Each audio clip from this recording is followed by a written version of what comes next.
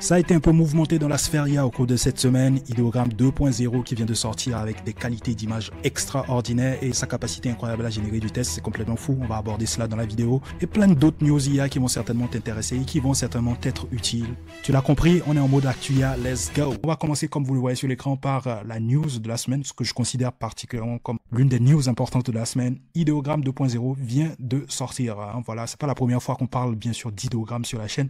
Et donc Ideogram, voilà, s'est fait connaître par sa capacité extraordinaire à générer du texte. Eh bien, la capacité à générer du texte s'est améliorée. Ils ont amélioré donc cette partie encore un peu plus sur la version 2.0 qui est d'ailleurs disponible. Voilà, vous pouvez aller tester. Pour ceux qui ont donc voilà la version gratuite d'Ideogram, vous pouvez aller le tester. Pour accéder donc à la version 2, tout ce que vous avez à faire, c'est juste de venir cliquer là. Comme d'habitude, si vous êtes habitué à utiliser Ideogram, vous savez que là, c'est pour juste entrer les prompts. Et donc, une fois que vous avez entré les prompts ici, donc vous allez tout simplement sélectionner la version ici. Donc, la 2.0, c'est la récente, la 1.0, la 0.2. Donc, libre choix à vous d'aller sélectionner la version. Petite particularité aussi sur cette nouvelle version arrive avec l'API d'Ideogram. On a la possibilité désormais de créer des clés API et d'intégrer Ideogram dans nos différents programmes. Ça peut être de l'automatisation par exemple. Donc désormais, pour ceux qui font de l'automatisation, vous pourrez désormais automatiser, générer des images avec Ideogram via l'API d'Ideogram. Donc vous avez la documentation, tout ce qui va avec donc les informations sur l'API ici. Donc l'API pricing, ça peut potentiellement nous intéresser.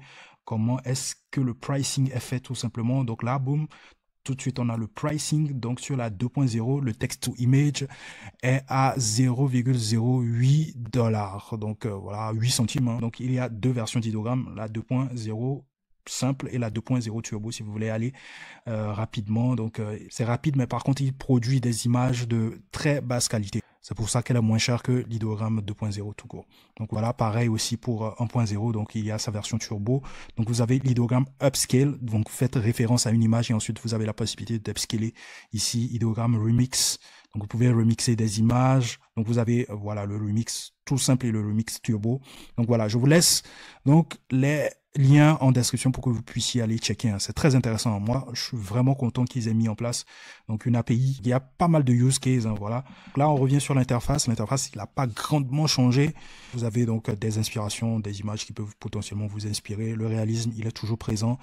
Maintenant, ce qui fait la force d'Ideogram, c'est le texte. On va tester tout ça tout de suite. Donc, premier test d'Ideogram, on va lui fournir donc un prompt qui va nous générer donc une affiche, un flyers avec des petites infos. Voilà, c'est en gros de l'infographie. Donc, c'est un exemple. Donc, on fait generate. Donc, voilà le résultat. C'est complètement insane. C'est fou, ça. C'est fou. On a du texte. Il y a du texte qui est incompréhensif. Peut-être dans notre prompt, on aurait dû peut-être préciser voilà le texte qu'il fallait mettre. Donc, lui-même, il s'est imaginé du texte un peu partout. Donc, ça, par exemple, ce template, on peut la modifier, bien évidemment. On peut modifier les parties qui sont pas lisibles, on peut les modifier. Peut-être sur Canva, on va sur Canva et puis on prend voilà un outil IA de Canva pour pouvoir remplacer donc cet texte illisible ici. Donc sinon, en gros, le flyers, il est pas mal. Donc là, on a un autre flyers qui est beaucoup plus intéressant aussi. Ici, on a pratiquement un texte qui est lisible, presque lisible. Le template aussi, il est pas mal à ce niveau.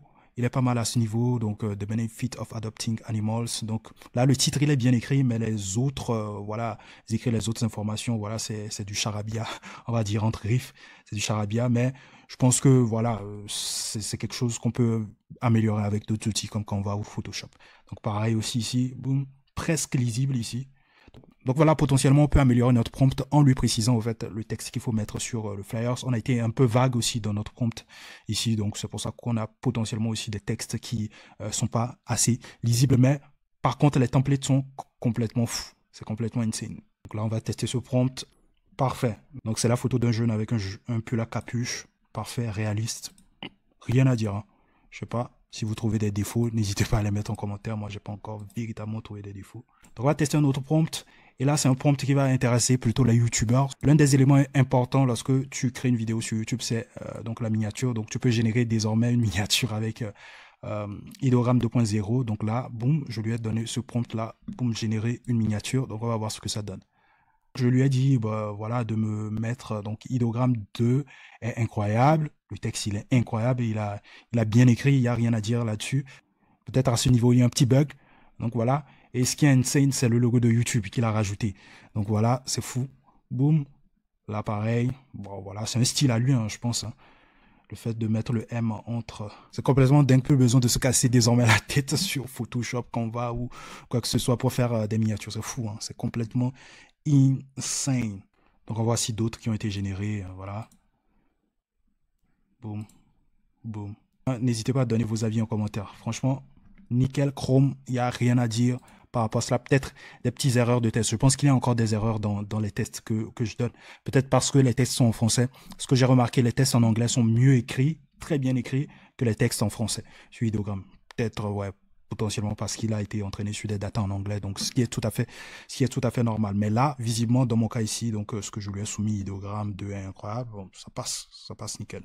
J'ai pas remarqué l'accent, mais incroyable, il n'y a pas d'accent sur le E, mais bon, ça c'est, on peut s'arranger, on peut arranger cela soit sur Canva ou sur Photoshop. Ce que j'aime bien, c'est que on peut désormais automatiser donc un process on peut l'intégrer dans une automatisation. Et c'est ce qui est complètement fou. Si par exemple vous êtes youtubeur, vous avez écrit un script, etc., et plus besoin potentiellement de vous casser la tête pour votre miniature, par exemple, vous pouvez faire une automatisation qui analyse votre script et génère un prompt derrière qui va être soumis à Ideogram, qui se chargera de générer donc voilà, de manière automatisée votre miniature. Et ça, c'est fou. Il y a pas mal de use cases possibles avec l'API qu'ils ont mis à disposition. Je trouve ça très intéressant. À part Ideogram 2, il y a aussi Grok qui a fait parler de lui au cours de cette semaine. J'en ai parlé, hein, j'ai fait une vidéo sur Grok. Et lors de ma vidéo, je vous avais présenté Grok en long en large. Et donc, il y avait que le modèle Grok 2 Mini qui était présent lorsque j'avais fait ma vidéo. Donc au cours de la semaine, ils ont fait sortir donc le Grok 2, voilà, la deuxième variante du Grok 2. Je vous l'avais dit, il y a deux variantes de Grok, le Grok 2 Mini et puis le Grok en lui-même. Et voilà, c'est le modèle le plus intelligent. Il est disponible, hein, donc pour avoir accès donc à ces deux modèles, il faut avoir donc la version premium de X. Donc c'est dispo, n'hésitez pas à les tester. Si vous utilisez Perplexity, cette news elle est pour vous, ça va certainement vous intéresser. Donc désormais au sein de Perplexity, il y a le code interpréteur qui est intégré, donc vous pouvez générer du code, lui demander de faire quelques actions. Donc ça sera du Python qui va tourner derrière. Donc la particularité ici avec ce code interpréteur, ce qui est intéressant ici, c'est que ce code interpréteur est capable de télécharger des packages externes qu'il n'a pas dans son environnement. Plutôt intéressant, ce qui élargit le champ d'action du code interpréteur. Avec le code interpréteur de ChatGPT, cela n'était pas possible. Donc le téléchargement des packages externes n'est pas possible sur ChatGPT, mais possible par contre sur Perplexity. Donc vous avez la possibilité de générer des graphes, des animations, ce genre de choses. Donc voilà, n'hésitez pas à aller vous amuser là-dessus, c'est disponible donc sur Perplexity. Je voulais vous présenter aussi voilà ce modèle là qui est disponible sur Replicate. Voilà, ce modèle FluxDev LoRa Trainer, comme le nom l'indique, va tout simplement vous permettre de fine-tuner le modèle Flux. Voilà. Donc avec ce modèle, vous aurez désormais la possibilité d'entraîner donc Flux avec peut-être vos propres photos. Si vous avez envie de générer des images de vous, vous entraînez Flux avec vos propres photos et grâce à un simple prompt, vous pouvez générer des images avec votre tête là-dessus. Voilà, des photos de vous, tout simplement. Vous pouvez les générer en quelques prompts, ce qui est très intéressant. Je ferai une vidéo tutoriel détaillée pour vous montrer comment est-ce que vous pouvez utiliser le FluxDev LoRa Trainer. En plus de cela, Replicate a lancé donc un autre outil qui est très intéressant aussi, qui vous permet de générer voilà des images à l'infini en utilisant plusieurs modèles fine-tunés. Donc là voilà, vous avez donc le Reflux, c'est le nom de l'outil, donc en version bêta bien évidemment. Donc vous avez la possibilité de choisir plusieurs modèles fine-tunés, voilà, d'écrire un prompt et de générer donc voilà des images et de comparer les images de ces modèles fine-tunés donc sur voilà votre petite interface ici. Donc voilà un exemple très intéressant. Donc vous avez les modèles fine-tunés ici, il y a deux modèles qui sont sélectionnés sur l'exemple que je vous montre là.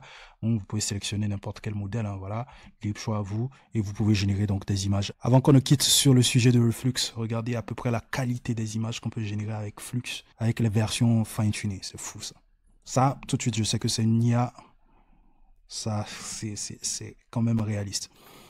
Donc voilà, n'hésitez pas à y faire un tour. Autre news importante au cours de cette semaine, c'est Midjourney. Vous savez que Midjourney, c'est un gros poids lourd dans le domaine de l'intelligence artificielle, surtout dans la génération d'images. Eh bien, l'interface web de Midjourney est désormais disponible à tout le monde. Vous n'avez pas besoin de générer plus de 100 images avant de pouvoir avoir accès à cela. C'est disponible à tout le monde.